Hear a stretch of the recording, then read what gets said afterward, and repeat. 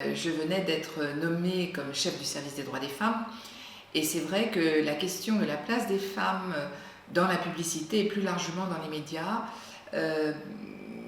commençait à être explorée. Il y avait encore très peu de travaux et en tout cas de politiques publiques sur la question. Et il m'a semblé que cette association, mettant l'accent sur l'image des femmes dans la publicité, était extrêmement intéressante. Et puis je trouvais que l'appellation était un peu insolente et donc tout à fait intéressante. Et donc je me suis retrouvée aux côtés de toutes ces femmes qui militaient au sein des chaînes de garde. Et je continue à faire de ce sujet un des points forts des politiques que j'essaye en tout cas d'initier.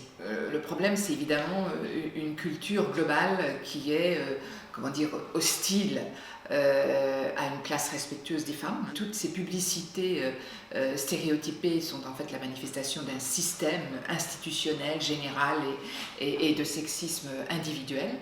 Et donc, je crois qu'il y a deux choses pour faire progresser une culture de l'égalité. C'est premièrement mesurer, compter, pour montrer les différences et les discriminations. Et deuxièmement, mettre en mots et mettre en images. Et je crois que cette mise en image, cet apprentissage de la lecture des images est absolument essentiel. En plus, elle est vivante, elle est intéressante. Donc c'est un élément essentiel qu'il faut respecter. Et le respect, ça passe par l'analyse des signes, des mots, des images qui infériorisent la femme, notamment dans la publicité.